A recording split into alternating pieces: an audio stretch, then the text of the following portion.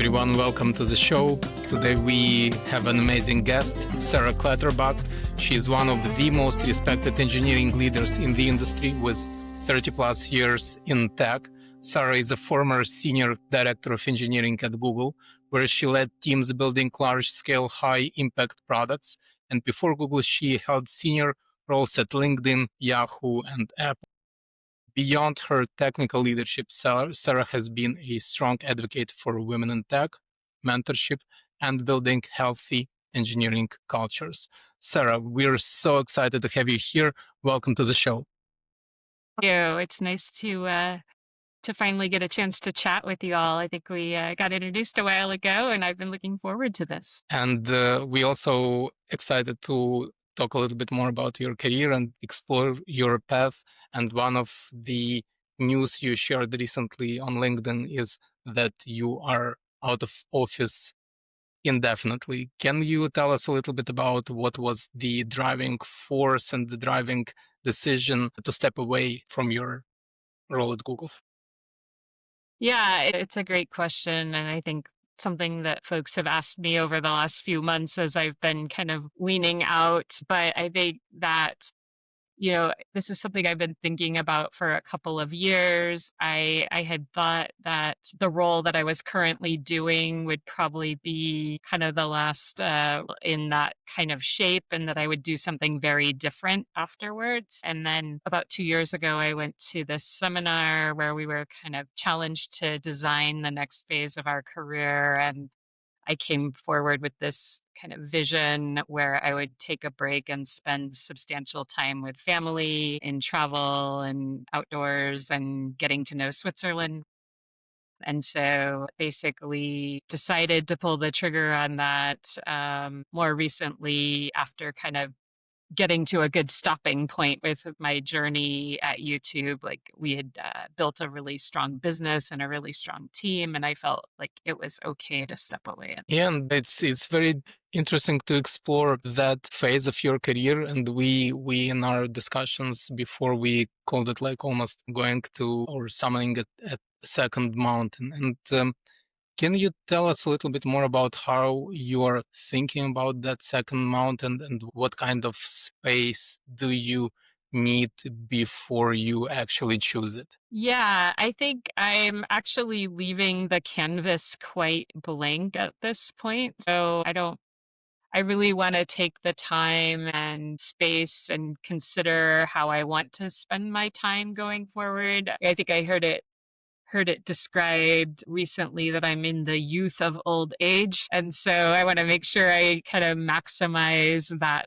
as I choose to do. And so I've been thinking that I'd probably be not focused on work type things for at least 2 years to really create that space. And then, I'm kind of open as to whether I would build a tech company, build a company doing something completely different, go into nonprofit, a number of areas that I might explore during the next couple of years. I think your canvas has been so colorful, vibrant over the 30 years of amazing adventures across companies that are very much the coveted employers of that era. So in each decade of your career, you were associated with a company that was at the peak of its success and impact to the industry.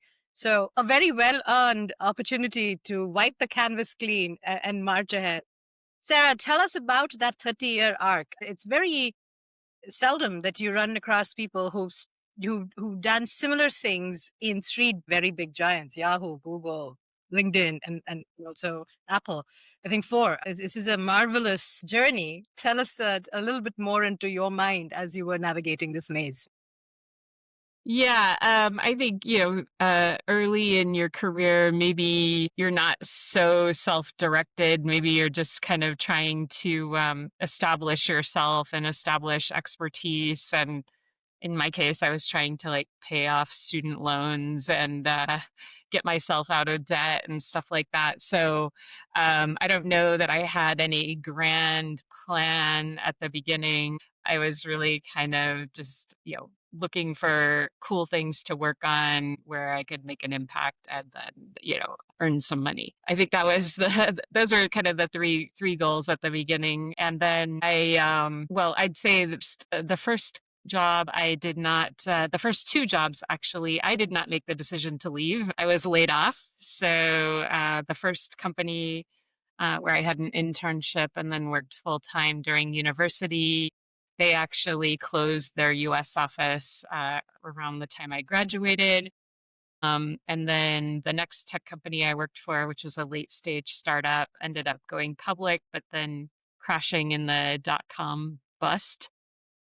And so I found myself looking for work again. And I think it was, at that point, I focused more on established companies just for a little bit more, I don't know, stability, but then looked for like really interesting problems to solve within that context. And then I think like around the time I ended up leaving Yahoo was when I thought that I had the capability to kind of do more and to possibly reach the executive level. And so I was a bit more intentional in that next choice to go to LinkedIn because I felt like that was a mission I felt really good about, but B, a company that was really on the rise and growing fast. I could probably do well there if I had the capabilities I thought I did. Wonderful.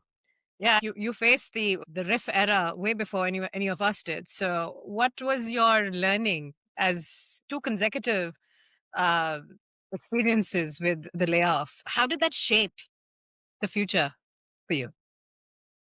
Well, I think in some ways it made me more resilient and more disciplined and maybe in some ways risk averse. So I think it had maybe good aspects and bad aspects for my career.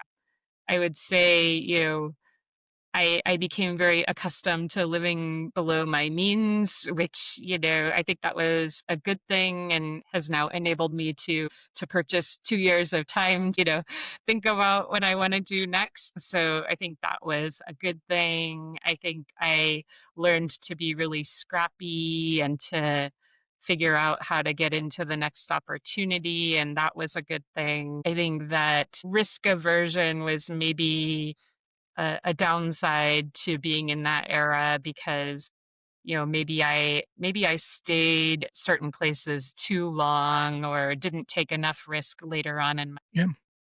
It's very interesting to talk a little bit more about your career at LinkedIn and the impact you had there. But before we dive into it, I wanted to talk a little bit more about transition into engineering. So what I know about your career path is engineering was actually not the initial area you started in, and your first tech job was in applied design and advertising, if I'm correct. And I know that many people try to make this transition from non-technical role into technical role. And sometimes they face a challenge because basically you have to prove yourself, your ability to deliver in that new capacity. Can you tell us what helped you to make that initial shift? What was your strategy and what would be your recommendation to somebody who is looking to pursue a very similar transition? Yeah, so I think, part of it was I hadn't had any real exposure to computer science growing up. And when I did, it didn't feel relevant to me. And so that became a lot of the impetus of getting involved in getting young women like relevant exposure to the industry and technology because I felt that there was something I missed out on. But I started my degree, as you said, in applied design, thinking I would go into advertising. And then my junior year of university, I took this internship at a tech startup, and they were building a very early WYSIWYG editor for the web. And so it was geared towards designers, but it would generate code. And I was doing technical support for them. And they sent me to some programming classes just so I would understand what this software was doing under the hood. And that's where I kind of fell in love with programming. And I think I'd already kind of decided, hey, this internet thing's going to be something interesting around that time.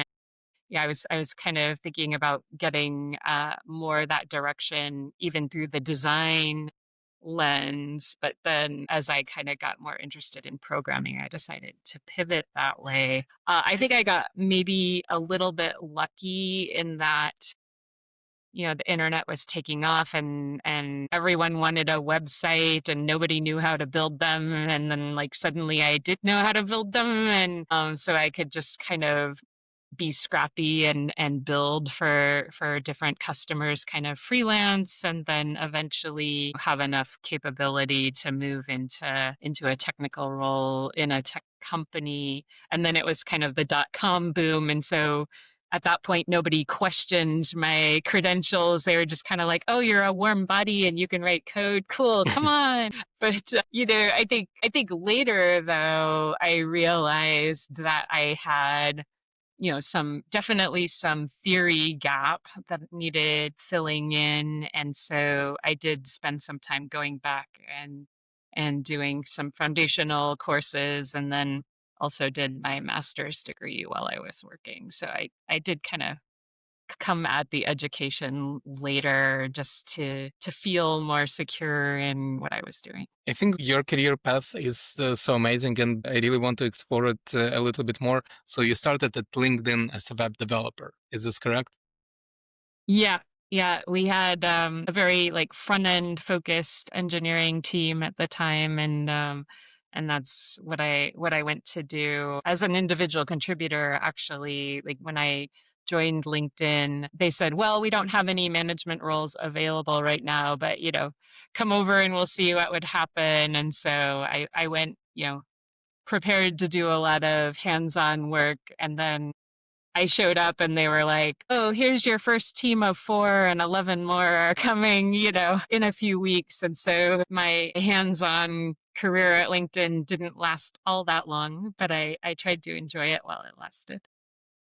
So, starting from web developer in less than 2 years, you got promoted to director of engineering and then to senior director, and you ended up managing over 100 engineers. Can you tell us a little bit about that path of growth and potentially upskilling or reskilling in that phase? Was it difficult? Like mentally, was it difficult in terms of learning new skills? Yeah, I think I had mentioned as I was leaving Yahoo, I felt like I could do more, probably from a leadership perspective. So I think in that sense, it was sort of natural, the progression. I mentioned when I first showed up, there were suddenly a bunch of people that needed managing.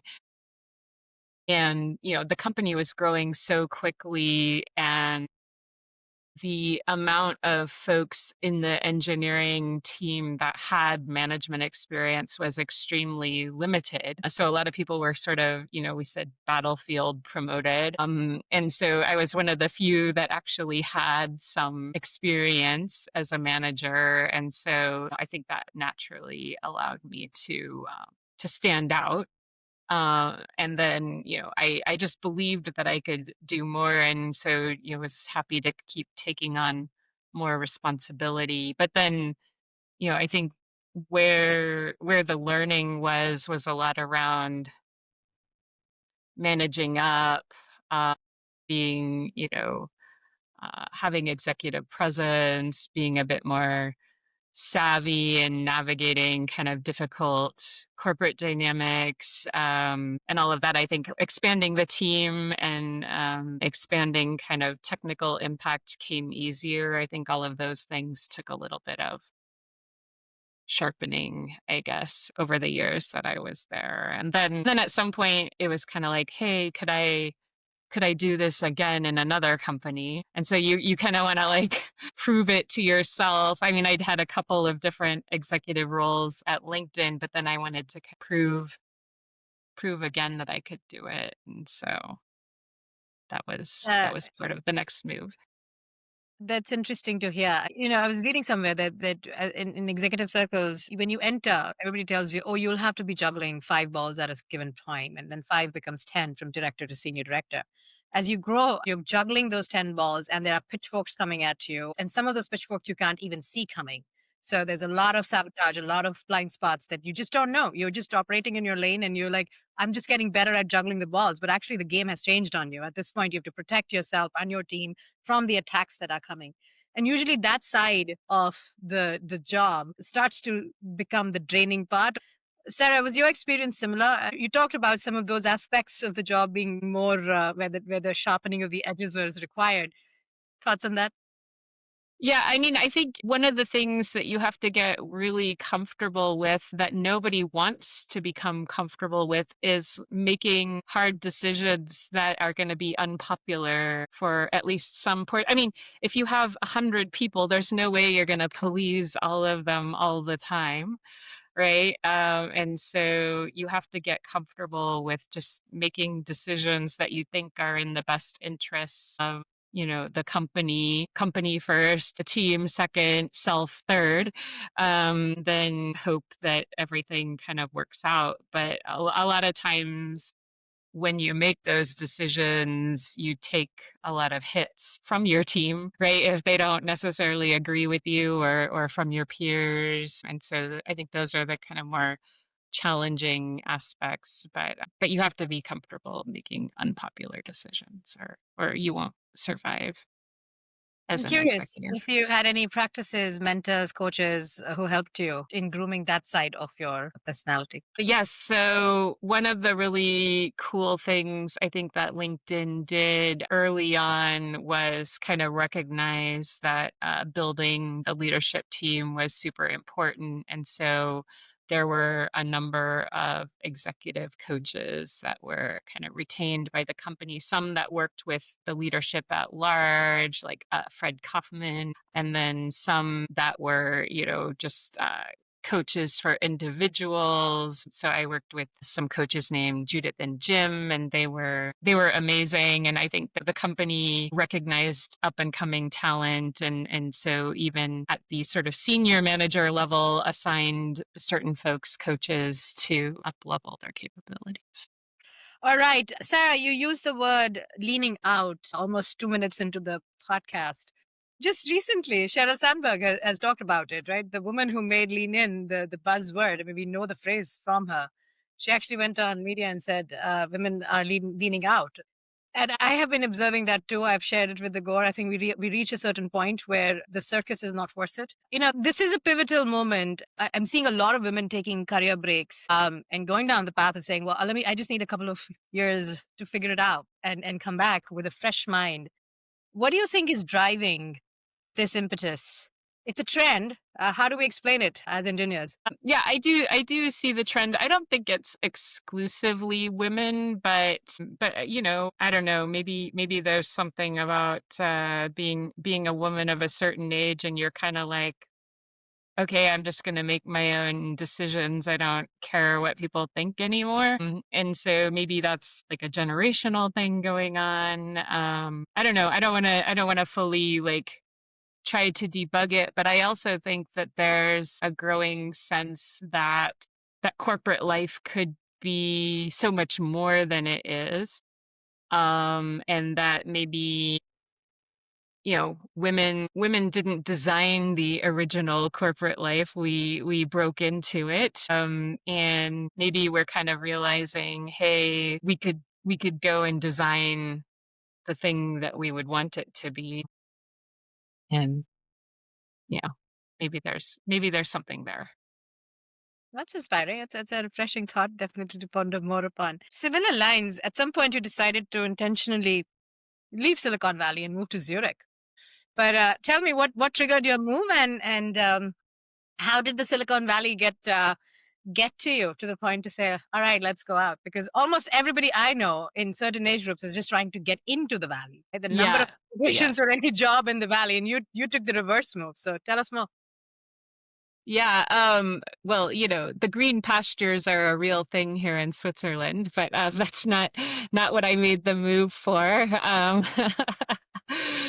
I think, look, I grew up in California. I grew up near Silicon Valley. I'm not as part of that culture. Like my family wasn't involved in tech in any way, but I just felt like maybe there were ways that I hadn't been stretched as a leader because I was just operating in this culture that I'd grown up in and had been in for all these years. And so I thought I should probably go to a different place and see like what things only work in the valley and what things are more universal part of the leadership experience. And then, maybe I would learn something interesting by doing that and stretching myself culturally. And so um this was something that my husband and I had talked about for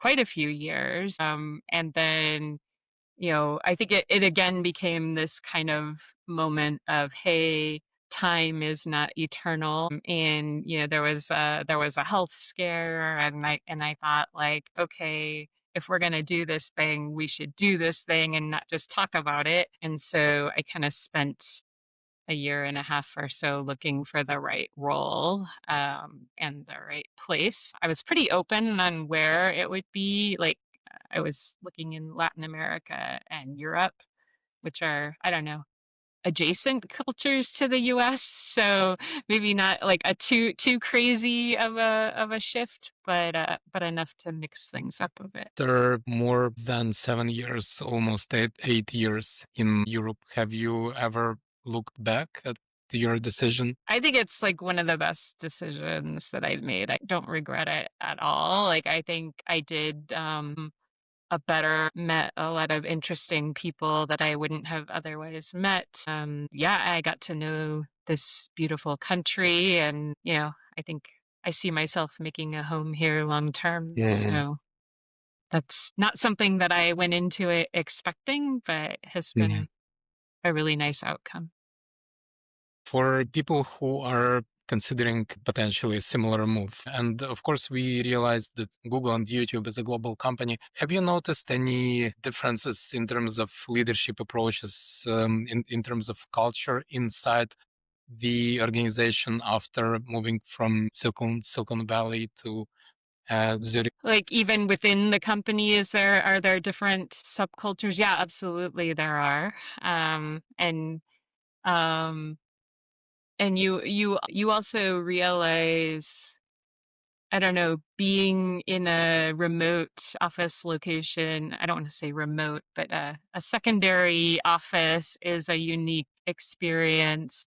And I don't think you fully appreciate it if you're working in the headquarters office and working with global teams. It's very different than actually sitting in the position of being part of that global team. And so, yeah, I think it gave me a lot more appreciation for folks who are working in different time zones and different locations from the headquarters.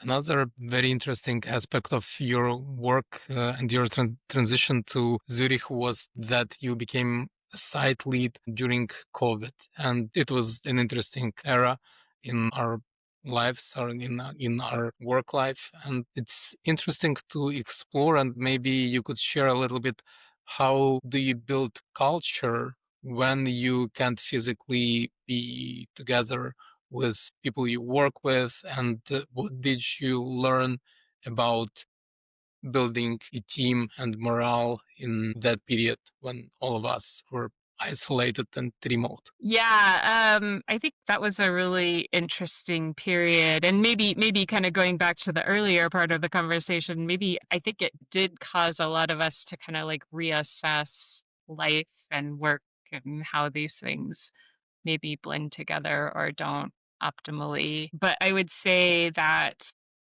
in the beginning phase, it was easy to hold everyone together because we were all having this very shared trauma kind of experience, right? And so, I could express something in a chat room and instantly everyone around the world was having the same experience. Like that's a pretty rare moment in life. Yeah.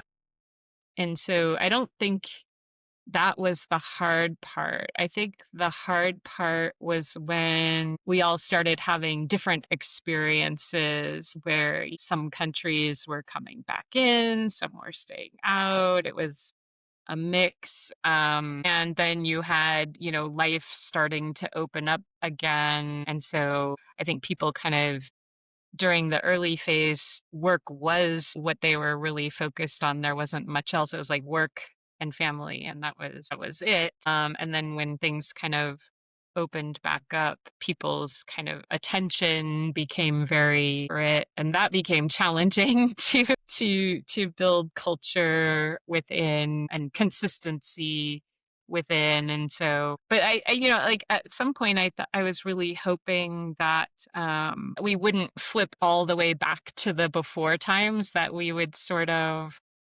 retain some of the good things that came out of that period. And um maybe we wouldn't always get on a plane as our first action when we needed to meet with colleagues. Like maybe we could do less of that. But no, we went all the way back to.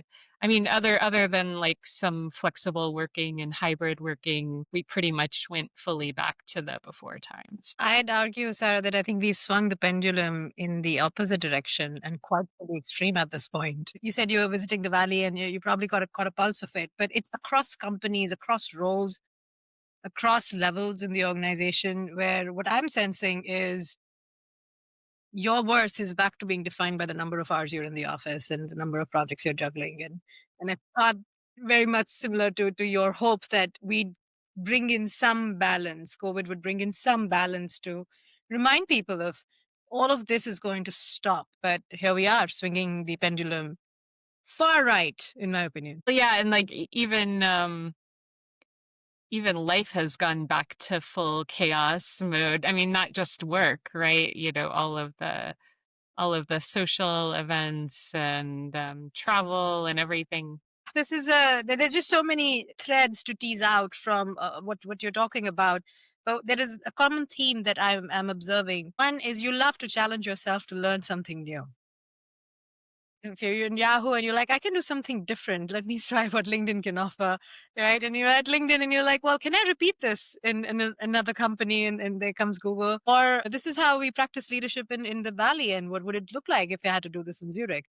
So you've always put yourself at the edge with the curiosity to learn more. How do you motivate yourself to make that the goal and not the rungs of the ladder? It's a good question. I think like if I start getting too obsessed with the rungs of the ladder, that becomes a sign that I need to mix something up, right? Because I've observed it's been an interesting journey being at Google, which I never thought I would end up at Google, because like I don't have the pedigree that Google used to look for, and yet somehow I miraculously got in. Probably the interview panel made a mistake or something. But there's a lot of people at Google who've spent their whole career there. And, just you see that people get focused on, the only path is the next rung on the exact career ladder that I'm currently sitting on. And that just feels very limiting to me. And so, I spent a lot of time as I was mentoring folks within the team and outside of the team at Google to say, like, there's a lot more out there in a career than just, level 4 to level 5 on the engineering ladder, or level 5 to level 6 on the design ladder, or, think of different ladders, think about different companies, think about different locations, think about building something of your own. I think it's on one hand extraordinary that a company has been able to like retain that amount of talent for that long. On the other hand, I think it's kind of limiting for folks who are kind of only focused on on that. And so I don't know. That always became a sign for me. Like if all I was thinking about was like, oh, how do I get to VP? Then I'm like, I should do something else because I'm getting focused on the wrong thing. That's a very authentic statement. It comes from the heart and not from the impressions one's LinkedIn profile needs to leave. All right, let's step into the next segment. It'll be a last before we enter into the closing. Talking about authentic leadership. As a woman leader and an engineering leader, there are certain labels associated with the senior director position and a VP position. I think it starts at director. I probably am facing that right now myself, where there is a certain persona that is expected out of you, which may not be your authentic personality. You may just be the person who loves to be in the weeds with the team and then actually up-level them right in the moment of crisis to understand the purpose of where we are and why we are. And that's your style versus I'm at my desk and please let me know when something breaks so I can come and give my piece of guidance. How did you navigate that? You're a very authentic person. A lot of what you've shared is a true reflection of your intent. Was it difficult to be this authentic at the levels that you were and the companies that you were? I mean, I think I've always been very authentic and, even I think I have answered questions quite authentically in most settings, whether it be a big forum or one-on-one with folks. So I've always felt pretty comfortable with that. Though, I think obviously sometimes there's things that you can't say for whatever reason, right? And I think there's ways of, communicating things without saying them. And I try to do as much of that as possible to kind of remain true to myself. And I would say that being an individual is also great. I think people find it refreshing to meet folks that aren't, a carbon copy of everyone else that they work with. And so I think encourage folks to be uniquely themselves. Now, I think you can take that too far to where it's like, I treat the office like my living room and I put my stinky feet up on the table and, say things off the top of my head without thinking about them first. Like I wouldn't encourage folks to kind of operate in that way necessarily. Like there's still a professionalism that you want to kind of bring, but I think you can be authentic within that.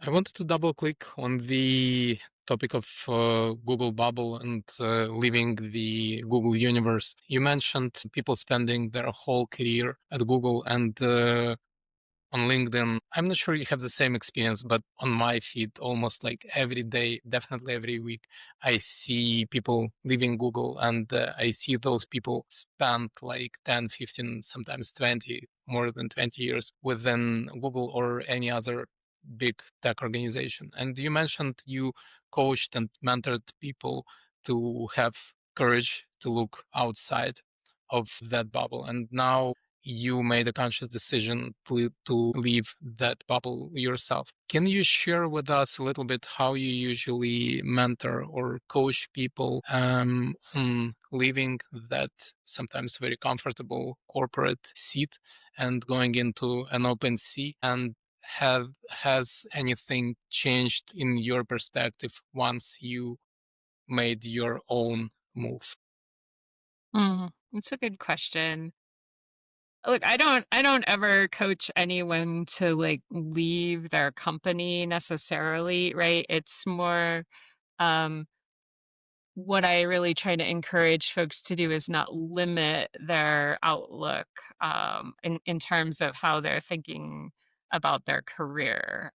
Because I think, especially big companies that have a lot of interesting projects and a robust career ladder kind of tempt you into only thinking about that, right? And so I would just kind of challenge people to think of growth beyond just that straight up move. So I don't think I would ever, coach folks to leave a role specifically. Generally, my approach is like starting from what are your values, right? So tell me explicitly what are your values, then tell me what do you want to optimize for in kind of the next stage of your career, and then maybe we'll kind of riff on some different questions kind of starting from those two general categories of things that folks should be thinking about. I don't know if that's kind of answers your question. As for me popping out of the bubble, I mean, I think it was something that I wrestled with for a very long time to get comfortable with it. So I think there was kind of getting comfortable with stepping out when I've never had a gap of more than a month in my and sort of getting away from feeling nervous about that to like getting to a point where I felt that it was a good stopping point because I did have this responsibility of kind of building a new business and kind of ushering it through its first big stages of growth. And so, that's not something that you just walk away from kind of in the messy middle. Like there has to be some kind of threshold that you convince yourself that it's good enough before you do that. So I think it was like a combination of things for me. Yeah, I think Igor has two women who chose to burst the bubble of Google and step on their own terms, and I think that population is growing. But Sarah, you're right. At some point, you realize that you're so comfortable here. I was at Google for 9 years, and I was so comfortable that when somebody said, "What's your skill?" I said, "Navigating Google." That can't be a skill that I can put on a resume. That's a good skill if you want to do more navigating of Google. It's a great skill if you want to climb the ladders and just be comfortable doing what you are, and that kind of reap in your network. And of course, there are moments of reflection and regret, and you say, "Well, I had it so comfortable. Why did I burst the bubble?" Right? Why? And then I'm sure every person who leaves Google on their own terms has to answer that tough question because the world outside is going to be extremely brutal to you. You have not seen what the industry is going to make you go through.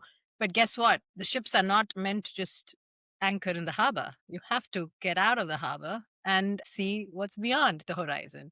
And if you are somebody who likes to embrace the horizon, and Sarah, you're a classic example of that, being on the edge all the time to get to the next opportunity of learning, then at some point Google's going to exhaust itself because what it's making you really good at is navigating Google. But there are other skills to be learned and honed. Fascinating conversation. Unfortunately, we're coming at a close here. So much to learn from your journey.